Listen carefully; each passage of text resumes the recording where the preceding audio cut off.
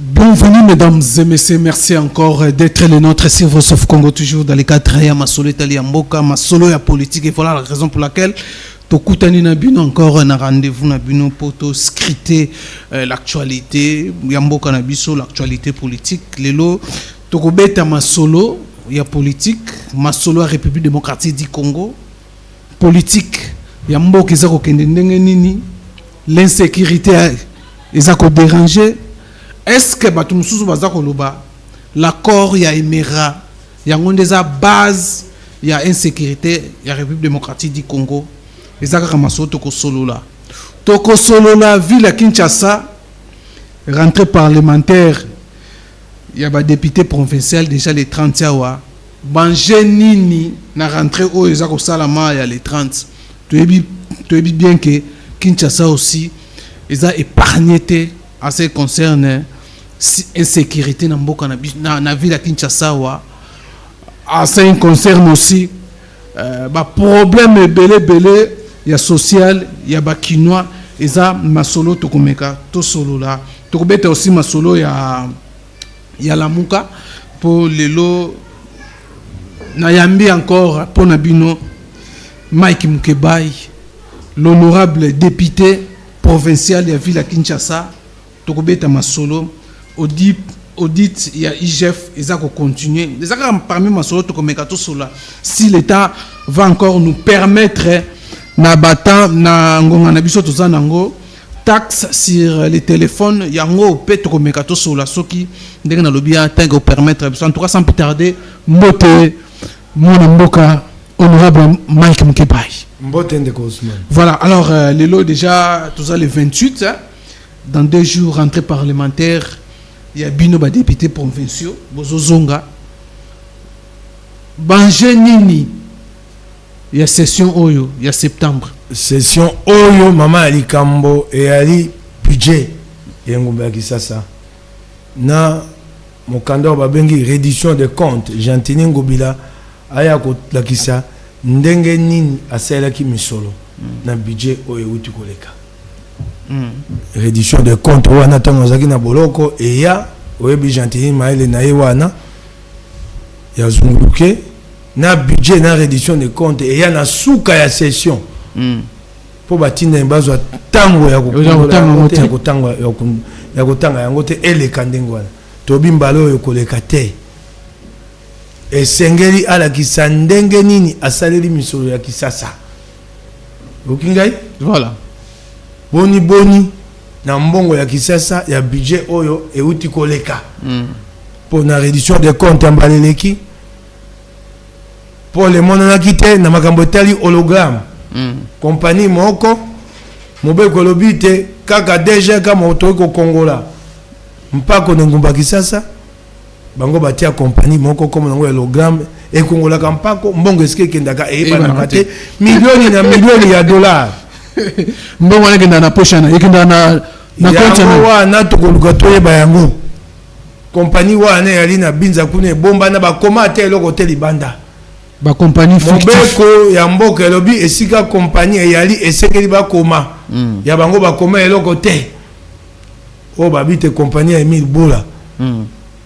tokolobela yango et tout cas mon soeur yali wana une autre structure Oyo ezali na boyenge bene ya misolo ebele gestion de beaucoup d'argent Fonac na Jean Claude Mouissa na reddition de comptes eleki baloba na ekofini ya assemblée provinciale ya Kisasa ata likuta moko oyo ye Fonac atwaka na Foner na niveau national emonana te tisengeli total la reddition de comptes wana na kolela na koyoka motema pasi budget à Kisasa ndeko tu peux multiplier ce budget par 3 en 2 ans. Soko ali na bolingo ya bana Kisasa na posa ya Congo. Mbongo ya Kisasa eko bima bato bako lia. Eko mona na te na pesa onda kisa. Voilà.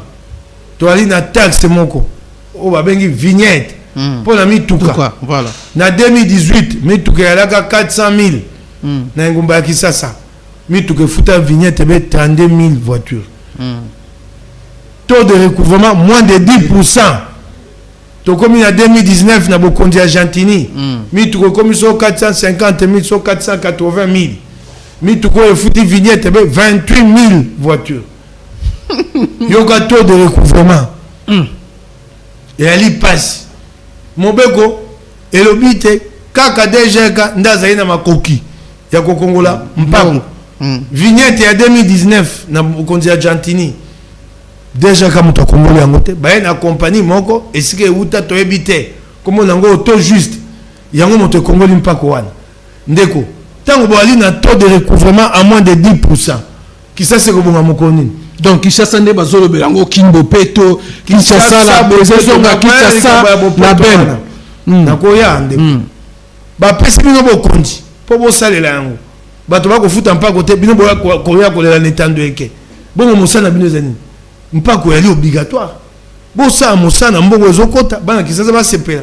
pe tokotia mpako obligatoire bato kofuta okei na mpako mosusu mibale oyo ya minene ya Kinshasa impôt foncier na impôt sur le revenu locatif impôt foncier bakatelaka lopango na pango mpako na ye po bakotala monene na lopango po bakotala ndako atongi yango monene boni kimbuta atika te impôt foncier comme forfaitaire bakati kwa gombe mobimba lopango nyoso $400 ndeko o mbongo ebele ko bunga boy soto obite bato déjà ka bafuta bango mabasa mosala mapango yo kofuta $400 na lopango moko impôt sur le revenu locatif na ina kati na biso futa yango mpako esengi te soko yo futi ndako na suka tsanza ko lopango afuta bula matatu ki sasa ngo mbata ndenge yali monene boy soko mpako wane futa mitoko zwa mbongo te donc politique ya pas wana ndem tese sanga pe et ba polina ba commune ga gombe mtefuta ngona limite bato bantu ba ko futa kasi ba ko landa yango te bato ba ko futa te et si que sengami te ba futa mbongo be ba kate comme forfait ba ko kate comme forfait te o bokondia enguma kiza eboni loko atangwa kimbuta ndenge Argentine oyo kokota ekokiye po bango ba ile pa mbongo yako keneke na sanduku abula bana même gestion kaka ko luka ko bunda te mbongo matetali bango te yoko baba na même gestion Argentine na kimbuta moto moko baimba ka bango balanga nzembo vision réalité programme réalité bokesenika Argentine na kimbuta na kobina kimbuta loketo peta bina baimba ka bango bakenda ka mindule poso nyonso bakonzi oya Kinshasa bango wana oko kanga inde kolanga to ali na mpako mosusu taxe d'éclairage public taxe na impôt et bio komi bale kiseni impôt ali mpako bwa matala bi futa okofuta taxe ali mpako so bwa matala bi futa bwa matala singa sala mo sala oyo okofuta la taxe wana taxe ya vignette ali pour l'andia taxe d'éclairage public tout ça coup l'éclairage public ça a raté ils avaient pas eu banda 2012 mbongo wana kinda ba ko lia mbongo wana ba ko lia yango po mingi réalité na baba sika boyoki Argentine abi projet monene si mais Kinshasa bopeto okutu na bandi ata tete lazando ate projet mosusu wana ngo éclairage public ake ko longola minda ezika ki na boulevard itange ate minda mosusu yango wana projet tande Kinshasa ko kumbama yali mawa mboka yali ya kokufa ndeko nanga na ko ebiso ya kokufa kisitango ko ba Kinshasa bopeto ndeko na mema ko esika moko pota so Kinshasa ya bopeto na limité on a pelouse hôtel du gouvernement hôtel du gouvernement provincial au monde a kango ndenge nzuluka langi nyonso esila bongo so hôtel du gouvernement za bongo bongo bandako na biso baba na biso za bongo hôtel du gouvernement na côté na kati na kuti plafond toboka plafond à l'hôtel du gouvernement provincial qui ça bopeto yango wana moi ndunda wana fololo wako lona wana eza ya mbongo boni na limité wako lona ngoma be ata kitoko te nga mosana nga kolona fololo lola fololo lopango nga mikonyos o ba kolona fololo zanga tina wana o baloni na sous région baloni ngo likola zéro na katikati nzela o ba benga parterre wana katikati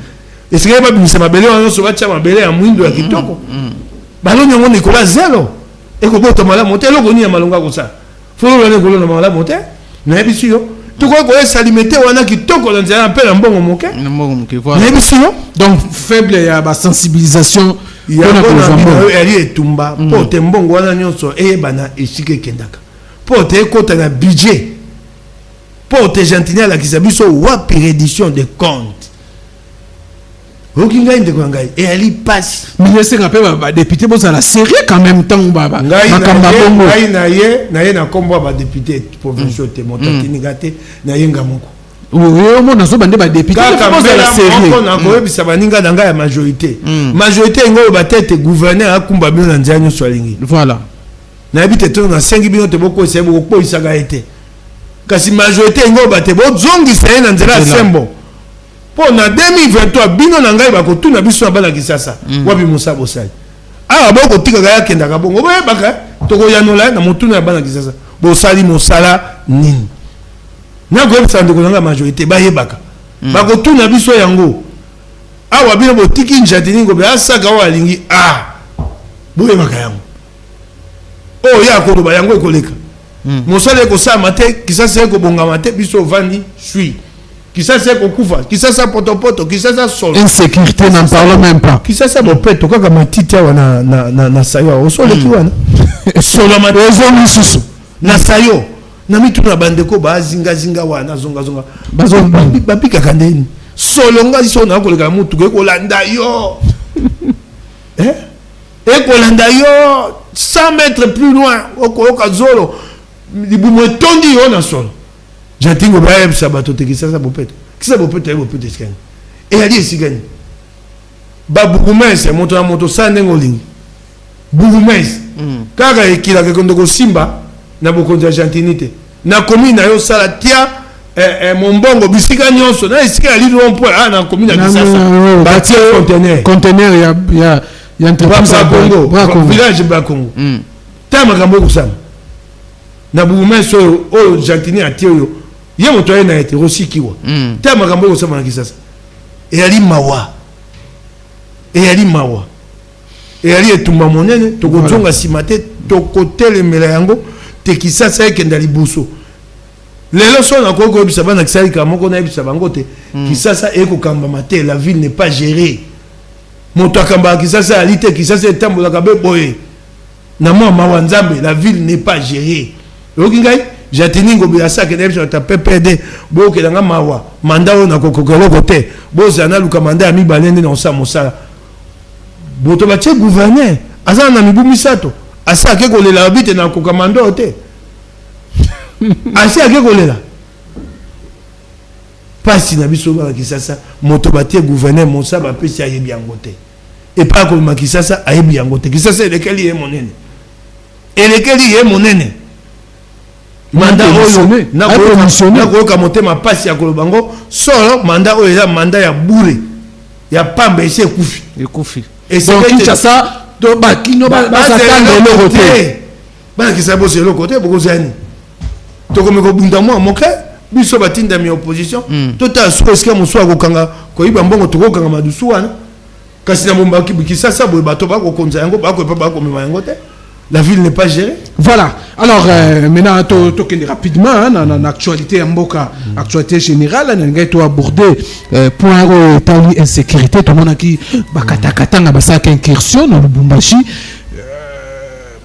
On ne comprend pas où est les camans Mboka na biso, batmo bakoti. On a dit makambo mi balé à Kisasa. Makambo ya ba wenze, ba machi.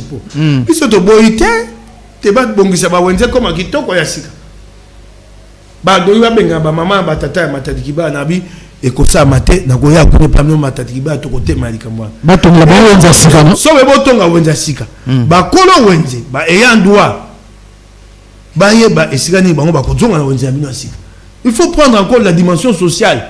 C'est cela. Et ko to ko senga muswate moto aye pa tonga wenze engumba ya Kisasa to kai na tango ko tonga wenze ba mama na batato ba kokenda wapi to kanye sika bango pe bakokota na wenza sika wana bango ba nkomite ba bato to pesa bango misate oya mike ya bango moko ba ko migo to boto la bango ya to ko suka nyo la dimension sociale dans tous ces projets là c'est tout ce que nous demandons to ko bunda yango te na suka likambo wana na mo ko likamo su na ngo ba na limo pona mi yalingo mo bulu kuna na communauté islamique ba musulman bitumba yali kuna.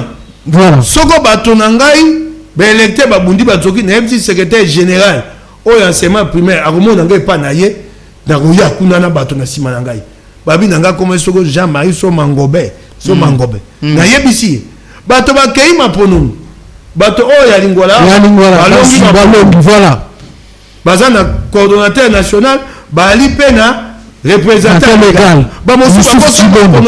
ya lokuta ye secrétaire général Mangobe akosana bato basama pona lokuta bazote basi bakati likamba bite bokonzi na bato ya lingwala ye alingi koloka yango te mobulu ebimaka na lingwala bato babundaka plus chaque bete masasi Jean-Marie Mangobe okomona ngai na lakio moi mikolo awa soko skati likambo wana te na koyela okune pa na ona bato pour le compte mateba électeur na ngai banyokola ka bango bongo na koyela ye na yebisi voilà alors parlons maintenant ya obi makambo etali ko gobenga bakatakatanga omona bango ya bakatakatanga te ya bakatakabila bazolukani boyebi te moto wana Gédéon abomaka bato bazuze ya mboka na biso basambisaka ye bapesaka ye etumbo ya boloko te na liwa akima boloko aboma bampulushi na mampinga Kabila bimisaka ye na zamba te alatisi ye pe lamba na ye ne elongi na ye ovandi mpe na ndako na yo moto aboma bato yo mokonzi ya mboka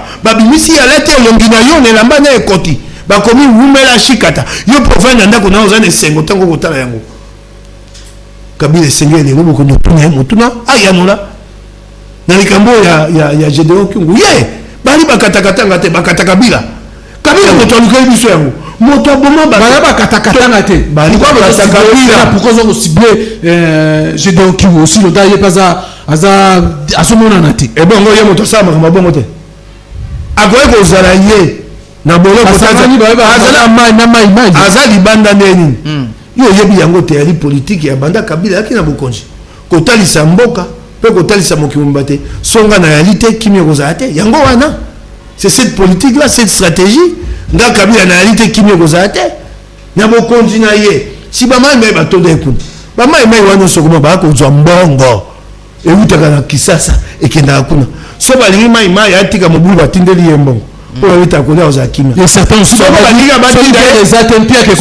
batinda ya saka mobulu bakati otindela mbongo tant batindela mbongo tena ba soda na ye bakotimbola songo batimbo songo esi batimbo manyoko esi babimi na baba na bazamba bakokanga bato koboma bato kobotoka biloko c'est toute une politique pensée et bandit de l'autre. Alors, tu as un discours à chef de l'État. Alors, il y a 75e Assemblée générale des Nations Unies à 5 ans qui appelle la communauté internationale à sanctionner bateau bazaba au terre et ali likambo malamo esengeli ko tia maboko na likambo wana kenda liboso ali pona kimia na Congo. Donc vous soutenez des marches wana ya fait c'est bien que il y a certains bazotanga les compétences des chefs de l'État pourquoi Rosenga la communauté aussi longtemps que rapport que non animateur au terre bazana Kinshasa appelle bana Kinshasa na lobi yango yana bokonja Kabila o batikali siko ye Félix akokoka yango te yali malamu te tata mokonja mboka esengeli te asisa mobulu wana lokola koki yango te akei kosenga basalisa biso mabe eloko nini tokoluka bato babika te tosongolo pakala kaka ya bato babika nano oki ngai bato babika bakongomani babika oki ngai bakokoma bakosepela nango te po bango basika bafandi kimia yali so balaki esika bato bakokufa bakoluka nano lobiko te nous allons d'abord sauver les Congolais. Voilà. Sauvons d'abord les Congolais. Voilà. Alors, le loba solo ba éviter comment ils ont partagé la vie. On a le loba lobi que non, l'accord il y a émérané un problème.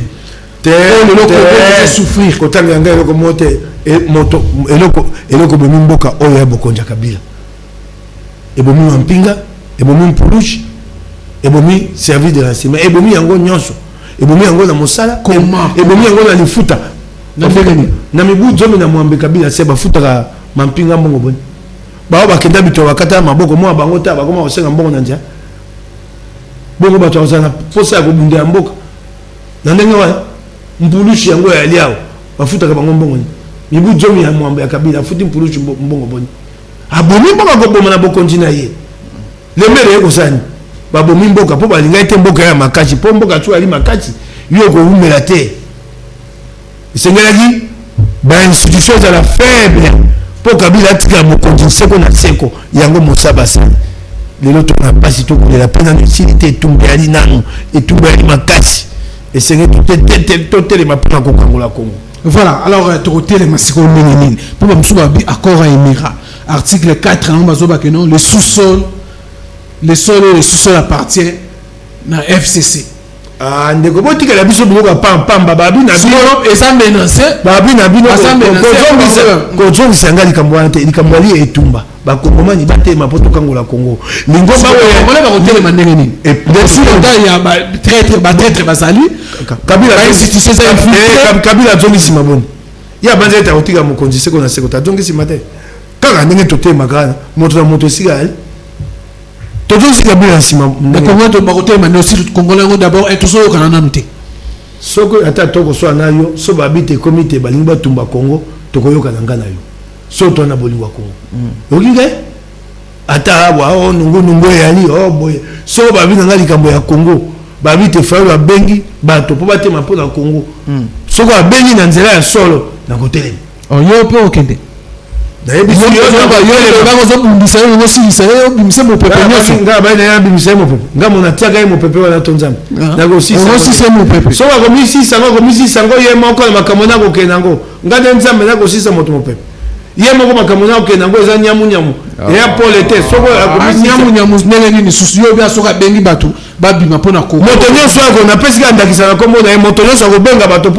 bakongole ba malibanda ngana ko baba ngai moko pe ko benga batonga na mongongo te ka fa moto nango yo daya ko babengani o jana lamuka o so ba bengani ngai ata ba bengani ngai tali bango okingai lamuka ya libomo ya sekote lamuka ya lisuka ya Congo te so bato basé lamuka na bango ba pesi yango kombo lamuka populaire ba bengani ngai bo yanga ni oh parce que pasteur mukuna pasteur mukuna tuna ngai na bino etegala combien c'est la muka mieux populaire de Bengani ngai wapi ngai la muka populaire bimi ngai na bandaka etumba tuna na bandaka etumba ngai la muka populaire bimi ba biso suka etumba lelo ka la muka lobi ngomba moso ko bimate lobi to waka na rassemblement te na mbuta mutete Tshisekedi et kombo wana ya mangomba ya kombo ya pamba eloko ali ya moto ali o ali na moto o ali na motema pour la Congo okingai yango za na kombo te yango kombo nango Congo olinga so bato abengani ngani ngomba na bango la muka populaire etengani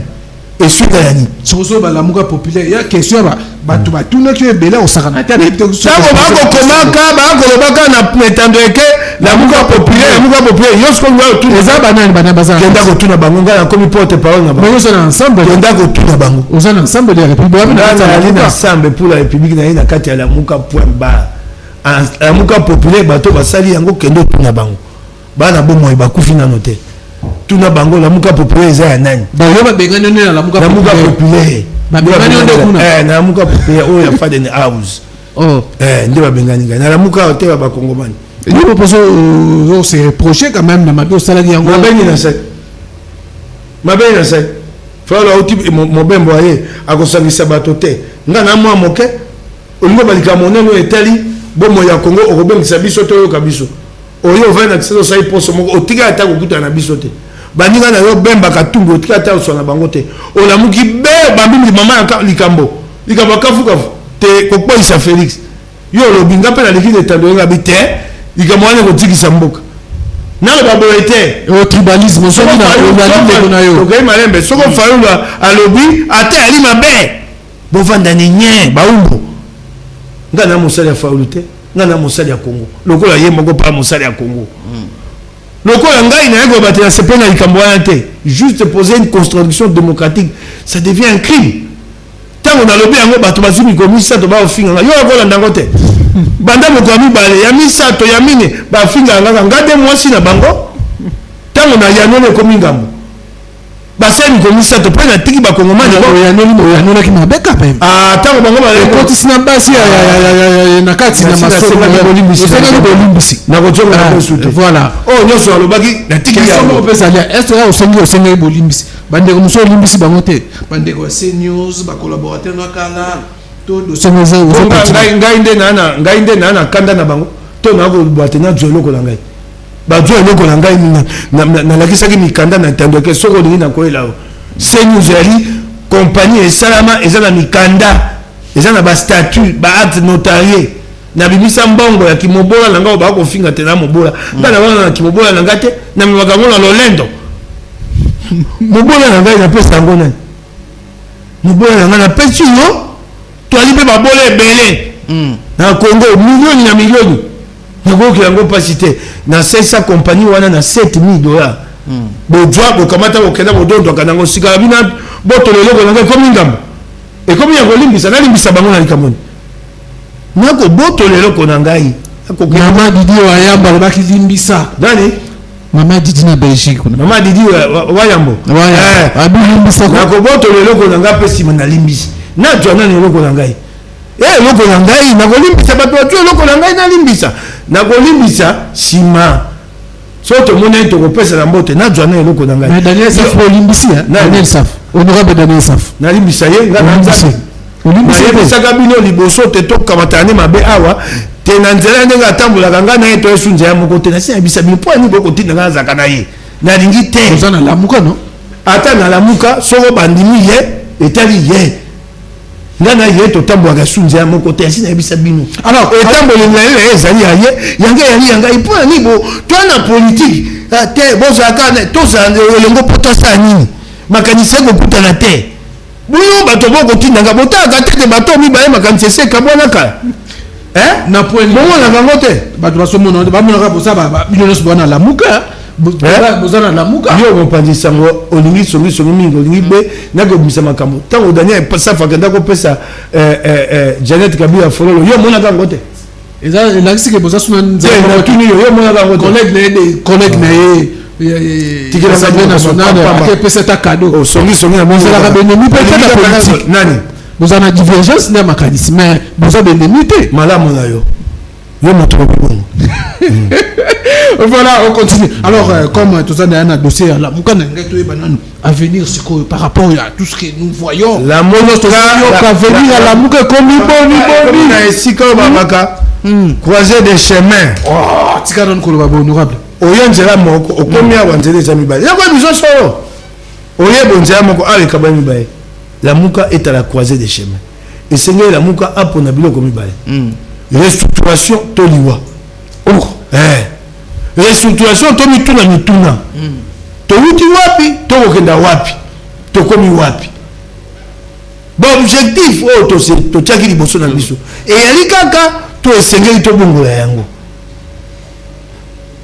relation na biso na Félix ali adversaire ali ennemi to ko sala o ngala benga convergence parallèle ye na IDPS ba ko tambo kuna biso to ko tambo abo kasi to yebi ke biso baso to bunda pona Congo loko ande to tambolaka na makambo ya Ronsa na mibeko minako IDPS atamboli la Muka atamboli sima Félix Asalin abi na yoki ba kongomani eloko wane goleka te yali bana moto pona mboka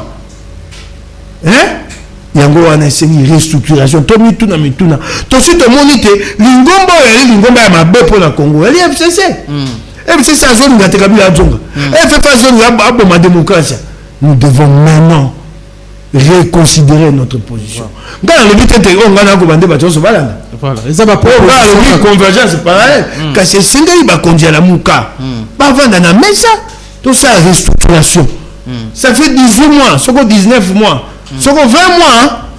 Septembre ici le 13 novembre 21 mois. Poto ko ça 24 mois mibu bal. Et ça, nous devons évaluer. Mituna. Tokotambo la ndengeni. Po, soko kotala tambo na biso, moi ma conception ça moi bokese ni moke. Ba mosuba bazite Félix Amonguna. Ba mosuba bite mamu okene pas Félix. Ba mosuba kwa ba nginga te. To sala kata la muka. Ba ali bongo. Ba mosuba bate to salisa na musika. Ye na musika biso na musika, lokola ngai. Pour la Congo. Voilà. Bosalisa na musika. Na musika. Osunga mwana mboka na musika. To salisa na to sunga yete. Kosunga biso. Oui, to sunga ye poto bikisa Congo. Voilà. Kasi na musika. Na lingomba te na kokoba bokonzi te. Makanisi yo swana. Bato bana na kati la muka. Esengeska to vanda poto yoka. Kasi nazana eliki tete bato bakovanda. Nini c'est bloqué.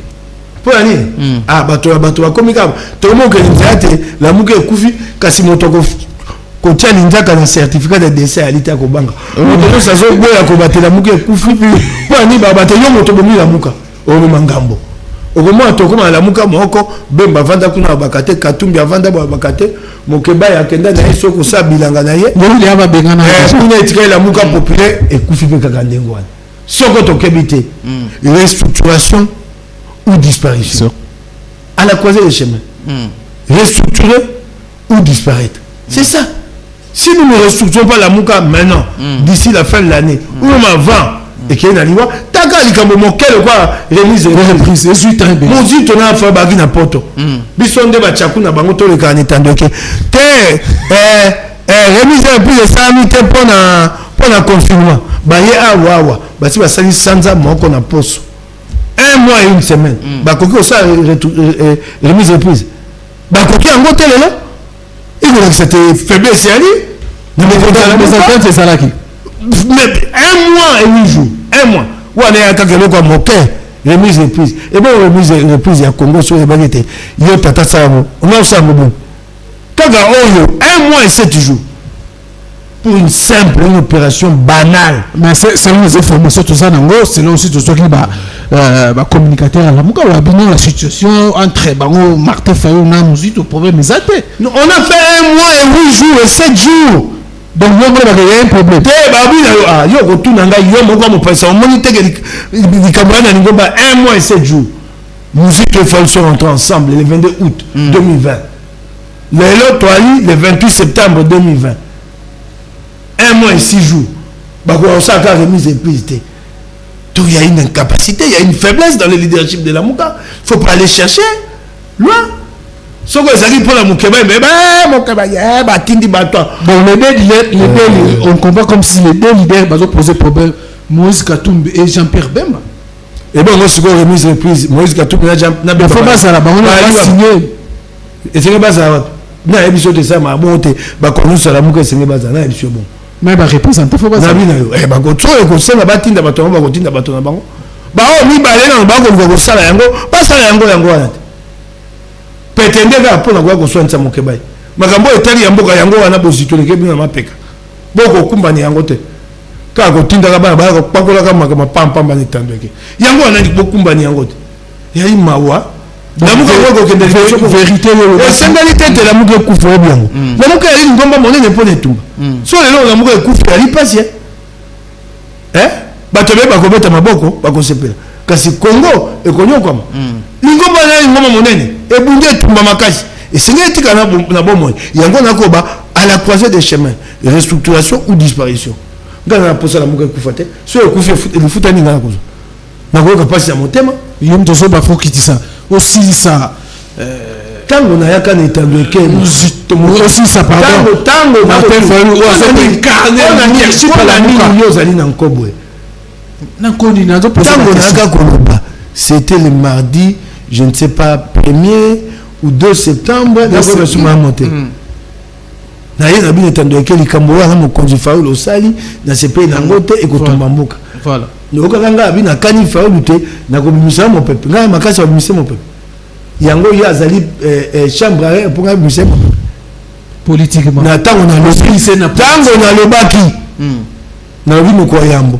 netandeke te kama kwa mibale na bimba mibale na tongo moko na likini netandeke mibale tango siyo bana zongi na ndako nake kolia mandaka na ngana na matamba o ba ko seka nake ko fana kibola na ngao ba ko finga na zongi ndako tango na sisi ko ba moto moko abelinga ite poto solo babandi ko finga o yibite mobu eleki tango kutu pe lumbi nzamba bate ya bomo ina satika biso tango baka te vérité des îles ici laki na tema ki ngote na tema ka ensemble te o kaka ngote na pesa ngambongo Katumbi to ye Fayou to muzito banaki na nzete ba uti Congo Santa ko sa meeting ba ko sepela na nzaba ko seka bato ba na wabi ba konji ba sepela. Moi j'avais pris mon téléphone pour demander à Katumbi face à la déclaration de Pierre Lumbi qu'est-ce que j'ai fait, je lui avais demandé ça, j'ai pris mes responsabilités. A sepela kate nani apesa ngambongo tango azonga mona ngana yeko lukana bi na ta olangidi kamona sali pona zamba muso ko pesa ngata kama do na kedaka pana yeko tuna yango na sali yango na telemini lingombo yangai lobi nango lokwa Katumbi ayebiti na démocratie Salomon Skadela bengai abi mokonzi ya nyoso wana na sona Katumbi makambo yanga na yebi yango te mokonzi ya kandengwana yo lobby likambo ko tumba mboka ba ko zani pour passer sa destitution ngo bakanaki tango todongo ya ko le kabini ngana kene pas décision te kene ka po ba rapporter sika son les années la mukate todongo ya ko sakana biso dans la faulu c'est comme ça ndana yaka na bina c'est pena likambote bato abite to ko bango bato ngasi sangane mo pepe bakanaki ngai babato babanzaki te lokwa bali ebele etumbeli ebele te yaline likambo solo. Vous connaîtrez la vérité vous affranchira. Vérité. Donc oyeba solo bokongo ya mukuta la mukezani. Likambo balobaki ezana kokenda mago te. Likambo fa balobaki yaki na nzela te. Yango esuki. Tango batakumoloka ni tandoke batuni okuna soki balongo Félix boyebi te tambo mama motokoya. Ote pepe motokoya. Soki balongo Félix boyebi te tambo mama motokoya. Ebo mosoko ya etali biso na nini? Bango nde solo ezaki te. Maintenant, ça s'est arrêté là. Et sourit. Wapi yango mususu. Wapi yango. Yani mawa. Donc la munga c'est kende na ko bunga. Ko yeba solo na lobité te ko kende na ko bunga. Soko to non, par rapport au restructuration terre. Restructuration sociale ko bunga. Na yebi si yo boko yeba solo e ko kango la bingo. Solo ya lisacité o ngana beti fa yo pobo telemelanga bato soko tukumi bale.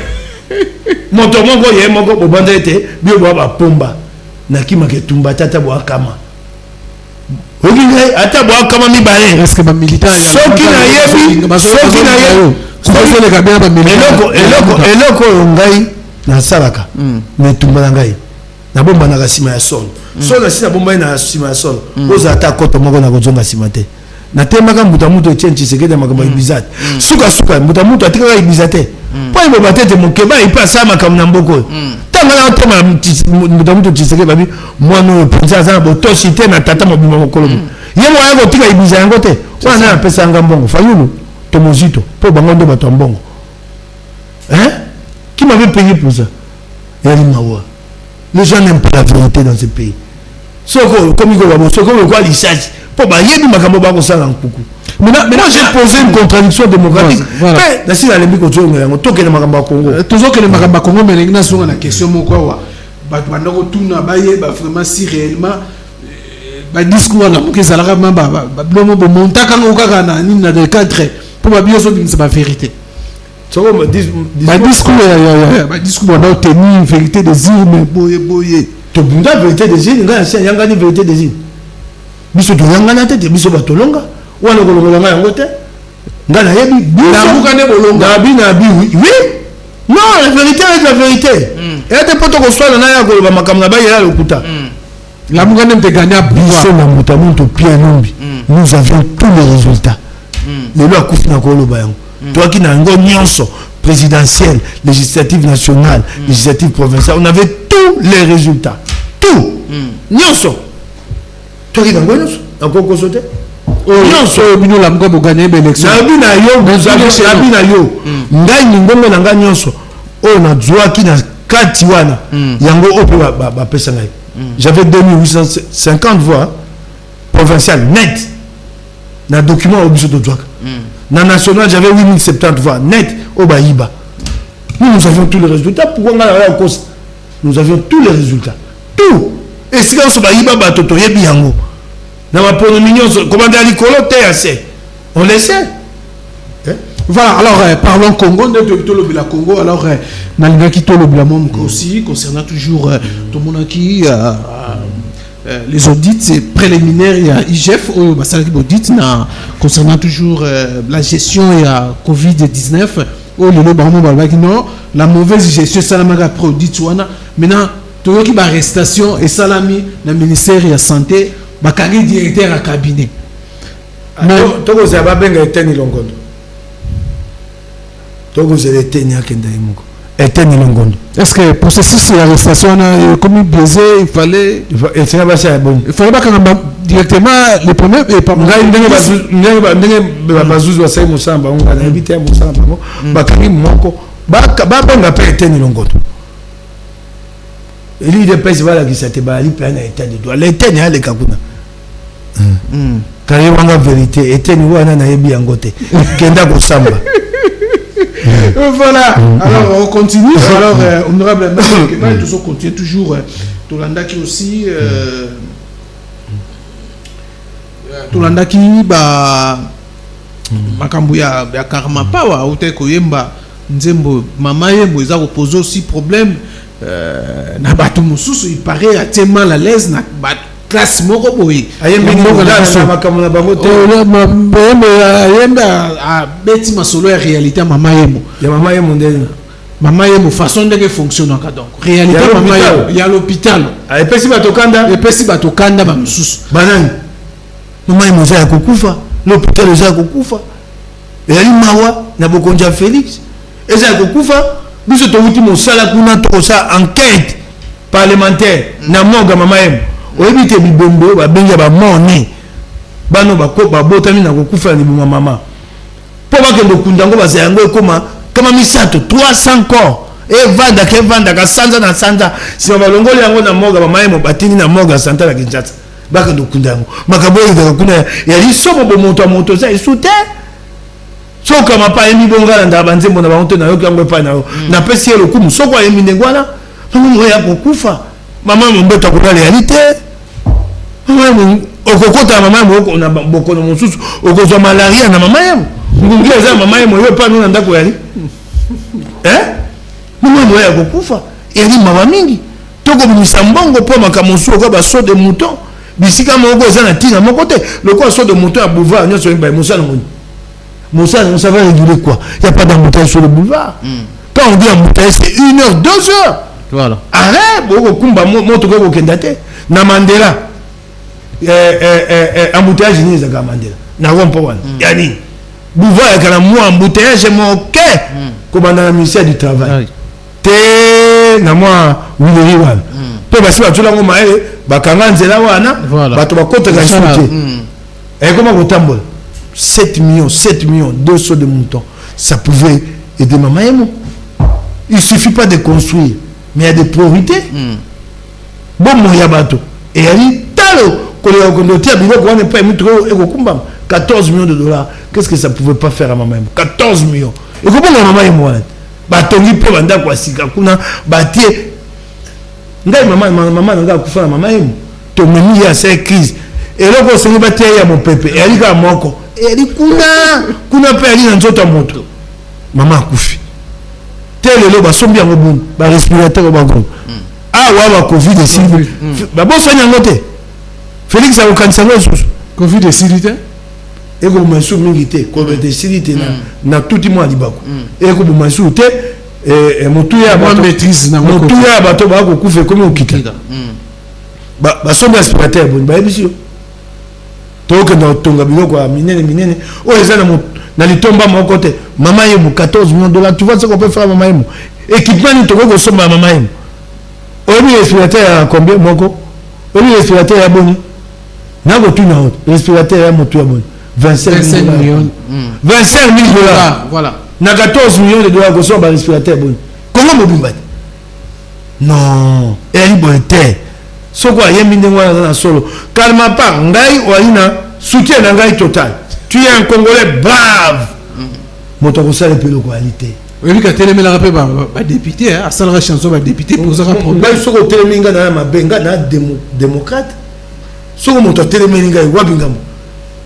ngai mitu musate ngai lingi bato baza un esprit critique voilà ngai moko na un esprit critique moi je laisse les gens libres yo mona ngai ata bato baleka ketando ke ba finga ngai osoka ngai azu chombo na na bengo pende sango yo yambi mwana na finga ngai kaka mwana yo yambi afinga ngai so po na posa na na ko be pa na ya kate osoka ngai na bi mwana na afinga ngai pa na landa ka yango te je ne suis pas ça la démocratie est ça singa za moté makasi po soko ko démocratie te va na ndako voilà.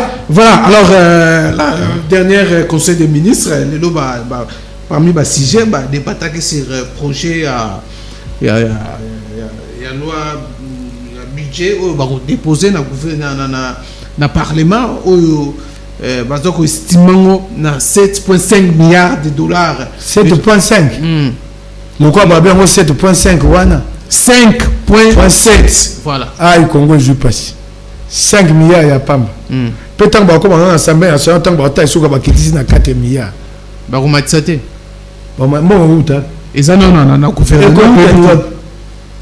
Oh bakenda matisa suka. Avec les audits il y a IGF peut-être ego que ça là que est matamanda. Yo banjo ça audit de l'homme ko pe bimika galelo. Ya kande bongo. Esengeli ko bundisa bato ba ko iba mbongo bula matali. Mbongo yali. Et surtout la FM on peut ça biso mbongo on a un budget moko réaliste. Budget réaliste yali ndenge o motindo ba ko sala wana. Oyo ekokoka na mbongo oyo mboka na bino. Moyi beleki. Na moni Félix ako bundisa Kanyaka nani kokite. Kanyaka yali makaji. Ningumba kisasa makaji. Corruption. Vous soutenir quand même combat la ville n'est pas gérée. La ville de Kinshasa. Bon, on bima biscal nyonso na ba régie financière.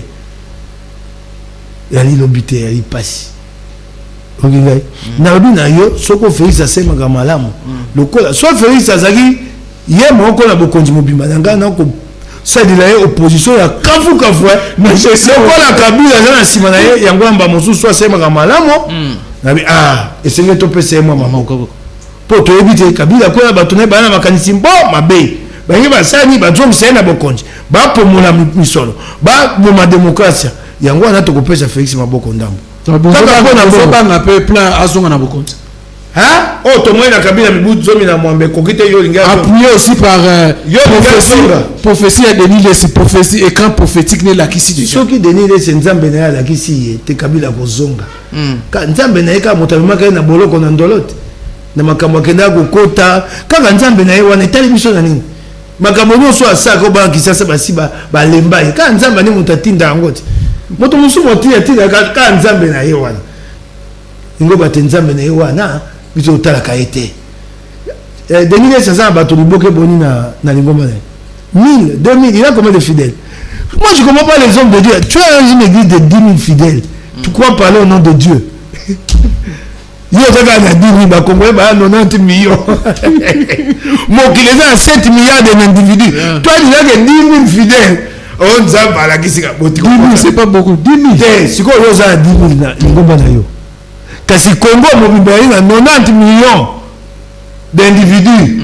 Yo siko nzambe no ya 10 000 wana ndabi makambo pona 90 millions ba opo bana ba mangomba ya 100 000 koleka ba yali yo ba nzambe no ya 10 000 na kolekisa ya 2 000 fidèles kama lingomba ya moka avec 2 000 fidèles c'est à travers toi que Dieu parle pour nzambe na posa le balo ba sous soko sa lo ba nyoso ya Biblia te bino to Biblia bo saka te ana ko côté ko sanga te nzambe sa lo ba nyoso na Biblia to pata mokili okingai tana ko tu makamuso tababa ko ngana musana nzambe tango nzamba tsiko musana nzambe ngazalaki sala musana nzambe na bato lingoma na yo awa imaka politique awa musana nzambe alite wali moto ko ngai donc ba résultat na ndoto nzambe ba ko porter quelque chose na politique na ndoto yaka na yango na communiquer lokwa kongomani nyonso ko ya te ngai nzambe alakisi ngai na ndoto no lala tiki na butunza balakisi yo yanga yani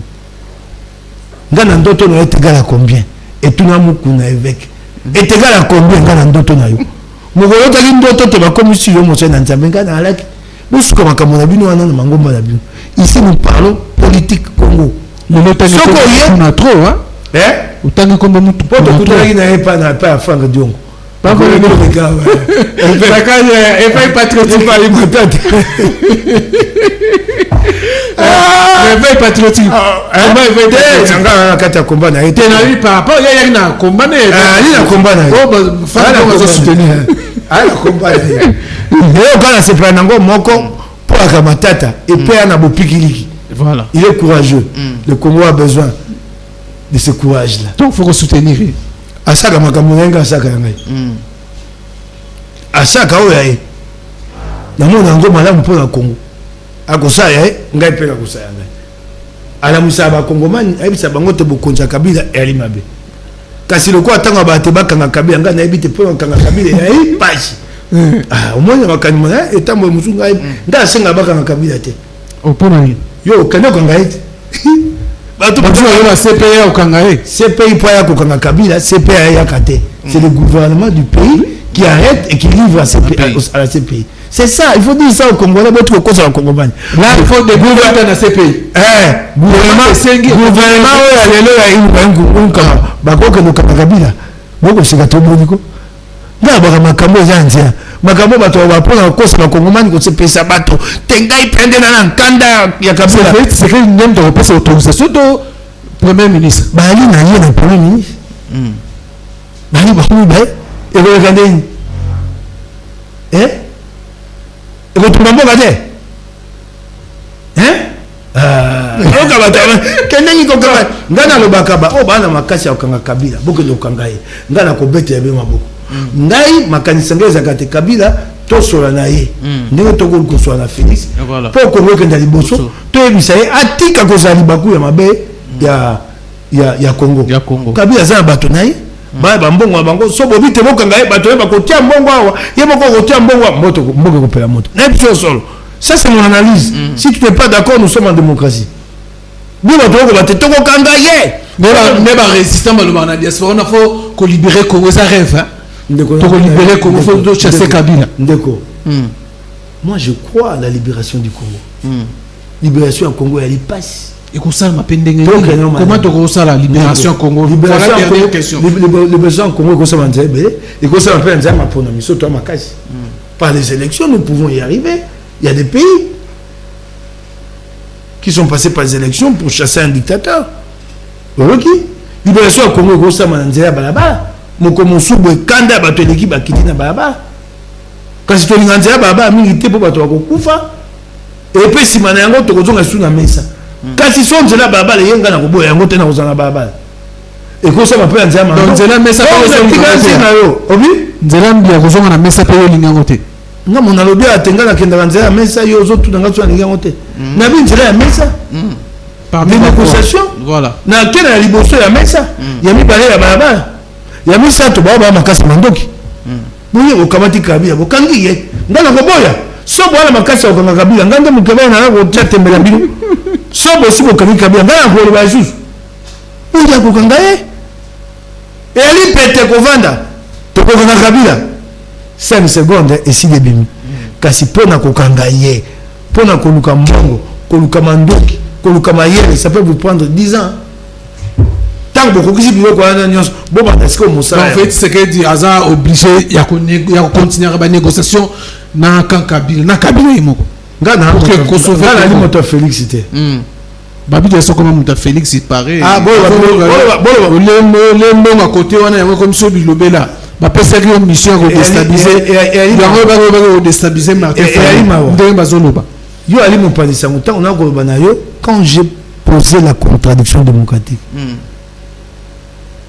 ngai na tkaye ko attaquer Fayou je suis rentré chez moi pendant 3 jours pour quelqu'un qui avait un plan de déstabilisation contre Fayou je suis rentré chez moi 3 jours c'est Fayou qui a lâché ses pitbulls il a lâché ses bulldogs pour me manger cru. Alors, pourquoi on a moi cité Yano Libango? C'est cela. Il faut que les choses soient claires. Voilà. Moi, j'ai fait 3 jours chez moi. Je ne répondais pas. Les gens ont suivi pendant 3 jours. Et à qui ne pas ah, mon ya sakana qui n'a plus sa souki. Naye ko yano abango. Légitime défense.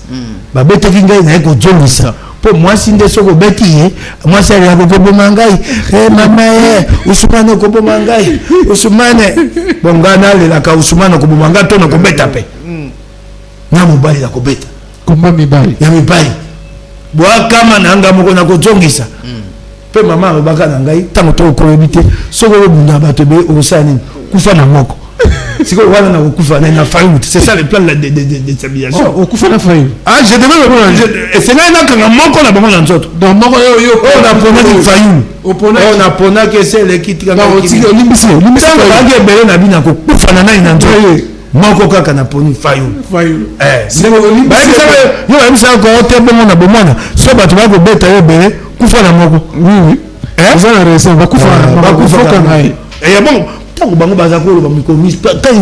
ils m'ont attaqué pendant 3 jours, ils s'attendaient à quoi? Ils se disaient quoi? Que ça allait se passer comme ça.